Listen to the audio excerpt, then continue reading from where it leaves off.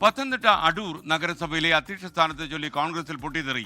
നഗരസഭാ കൗൺസിലർ സ്ഥാനം രാജിവെക്കുമെന്ന് നിയുക്ത നഗരസഭാ അധ്യക്ഷ റീന സാബുവിന്റെ മുന്നറിയിപ്പ്. നിയുക്ത വൈസ് ചെയർമാൻ പൂരം ശശിയും കൗൺസിലർ സ്ഥാനം രാജിവെക്കും. പത്തനംതിട്ടയിൽ നിന്ന് ഷിജോ കുര്യൻ ടെലിഫോണിൽ ചേരുന്നു. ഷിജോ, എന്താണ് ശരിക്കും അടൂർ പത്തനംതിട്ടയിൽ സംഭവിക്കുന്നത്? നഗരസഭയിൽ കഴിഞ്ഞ 10 വർഷമായിട്ട് LDF-ന്റെ ഭരണമായിരുന്നു. അപ്പോൾ ആ കാലയളവിൽ LDF ഭരിക്കുന്ന സമയത്തെല്ലാം അധ്യക്ഷന്മാരിങ്ങനെ മാറി മാറി വരുന്നതിനെതിരെ കോൺഗ്രസ് സമരം ചെയ്യുകയും ഇടതുപക്ഷത്തെ അടക്കം വലിയ രീതിയിൽ കളിയാക്കുകയും ഒക്കെ ചെയ്തതാണ്. എന്നാൽ 10 വർഷത്തിനിപ്പുറം UDF അധികാരത്തിലേക്ക് വരുമ്പോൾ അടൂർ നഗരസഭയിലെ അധ്യക്ഷ സ്ഥാനത്തേക്ക് 4 ടേമായിട്ട് 4 പേരെ വെക്കാനുള്ള തീരുമാനത്തിനെതിരെയാണ് മുതിർന്ന നേതാവ് ഇപ്പോൾ റീന സാമുവേൽ രാജിപ്രഖ്യാപനം നടത്തിക്കൊണ്ട് രംഗത്ത് വന്നിരിക്കുന്നത്. അധ്യക്ഷ പദവി ഇങ്ങനെ വീതം വെക്കാനുള്ള തീരുമാനം അത് പ്രതിഷേധാർഹമാണ്. താൻ സീനിയർ ആണെന്നും വീതം വെക്കാൻ അനുവദിക്കില്ല എന്നുമാണ് റീന സാമുവേൽ പറയുന്നത്.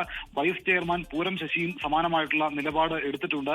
ഈ വൈസ് ചെയർമാൻ സ്ഥാനവും അധ്യക്ഷ സ്ഥാനവും 4 പേർക്ക് വീതം വെച്ചു കഴിഞ്ഞാൽ ഒരു തരത്തിലും അംഗീകരിക്കില്ല, രാജിവെച്ച് പുറത്തു പോകും. അത് മാത്രവുമല്ല, പാർട്ടിയിൽ തുടരുമെന്നും ജയിച്ച സ്ഥാനം രാജിവെച്ചുകൊണ്ട് വീണ്ടും ഒരു തെരഞ്ഞെടുപ്പിനെ അഭിമുഖീകരിക്കേണ്ട സാഹചര്യം ഉണ്ടാകുമെന്നുള്ള മുന്നറിയിപ്പ് കൂടി നിലവിൽ റീന സാമുവേലും പൂരം ശശിയും കൊടുത്തിട്ടുണ്ട്. 4 പേർക്ക് ഗ്രൂപ്പ് അടിസ്ഥാനത്തിൽ അധ്യക്ഷ സ്ഥാനം വീതം വെച്ചതിനെതിരെയാണ് റീന സാമുവേലും പൂരം ശശിയും നിലവിൽ രംഗത്ത് വന്നിരിക്കുന്നത്.